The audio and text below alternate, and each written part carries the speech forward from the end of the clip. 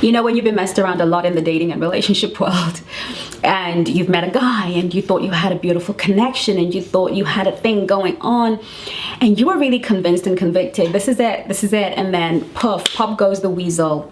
It's over. And there were no warning signs. He just left. After a while, you begin to doubt yourself. You begin to doubt whether you really know how to read men or situations or circumstances. I'm going to be teaching you how to know when the feeling is mutual, how to know when he really does feel for you what he's saying or behaving like he feels for you. We're going to look at some things that are going to help us to explore and understand so that we can position ourselves right and do the right thing. So for those of you who are new to the channel, my name is Chengi. I'm your dating and relationship expert. And I've been helping women heal their hearts and just attract emotionally available men for over a decade and doing it really well. And I just really want to help you with this because I was talking to a client of mine the other day, and she was dating a guy for she went on about 3 dates with him, and he was calling her every day. He was speaking to her every day, telling her his intimate details. I'm off to the gym now, I'm doing this now, and reporting his moves to her, something she didn't ask for, want, or need. And they were really just building up this beautiful momentum, and she was really sure that they both felt the same. She was like, this is it, I found him, like, hello. And poof, one day he sent her a message and he was like, I can't do this, okay? And after that, she really was starting to have a hard time connecting with men because she was thinking to herself, if that happened to me, I don't know if I know if a man is any good for me. I don't know if I have the capacity to really be able to tell if a man is going to be the one, or if he genuinely feels for me what he intimate is saying he feels. And so I wanted to do this video for those of you girls who've been through a situation like my client, and now you don't know, you don't know how to read the signs anymore because all the green flags are there. But what if he just turns around? Are you making it up in your head? What is going on? Okay, so let's start with the first sign. I talk about this a lot, and we'll talk about this until the end of my days. The most important sign that the feeling is mutual, especially for a man, is his desire to always be in your presence. I would say that is probably the #1 sign.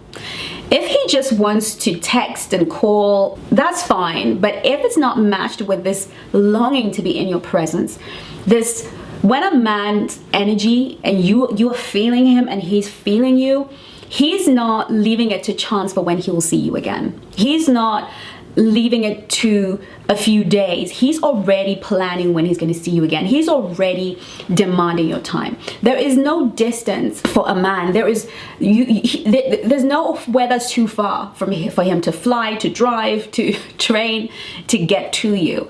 He just has to be with you. I was listening to David Beckham and Victoria Beckham's documentary or story, I think, on Netflix, and I thought it was the cutest thing. But that is so demonstrative, where David Beckham was a footballer. He had games, he was doing well, he was the star player, and he would get in his car and drive for 5 hours just so he could spend an hour with Victoria and drive back, or something ridiculous like that. The man was obsessed. Men will drive hours in the middle of the night just so they can hold you for an hour, just so they can be with you for 30 minutes, just so they can see you and touch you and be in your presence. That is the #1 sign that he is into you. He just wants to meet up for a quick coffee. When a man is wanting to be in your presence, when he seems addicted to being in your presence, then you're not making it up. It's not in your head. He genuinely likes you.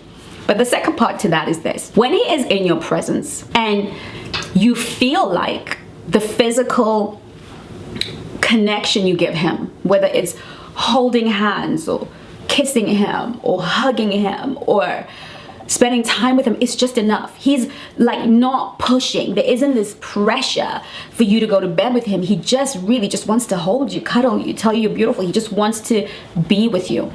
If the being with you gives him sexual access, then he doesn't want to be with you.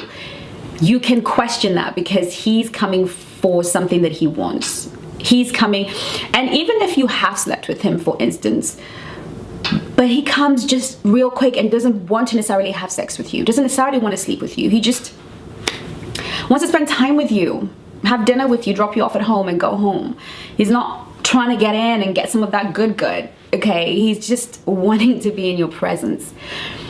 That is the kind of presence that tells you, that is the number one sign that makes you know, yeah, for sure. So with my client, he planned dates, but by the second and third date, he was already pushing for the sexual access. He was already pushing for more sexually.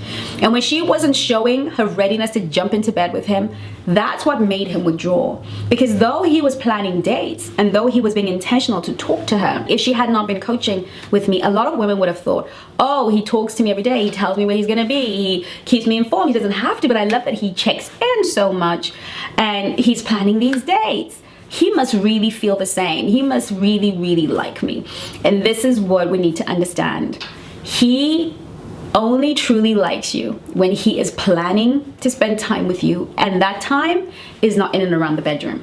When a man wants to spend time with you and there is no opportunity for sexual access, when a man wants to spend time with you outside of the bedroom, that feeling, that connection, that magic that we talk about and say we have this connection, if it's really real, that's how you're gonna know. You're not gonna know because he texts you 1,000 times. And a lot of men will build up an emotional connection with a woman through texting and calling, so that by the time they meet with you physically, you feel you know them. Your body feels and knows them. And why does this work? Because women release oxytocin in conversations with each other, and especially with men. We are bonding through talking and texting, and we're building high attraction, so that by the time we meet him, our bodies are associating that oxytocin rise with this man. That's why I always say to you girls, keep texting minimal, keep phone calls minimum, and always encourage him to make sure he makes an effort to see you. So let's say you're talking on the phone, you can say to him, look, we can discuss that when we see each other. Oh, and I'll tell you that when we see each other next.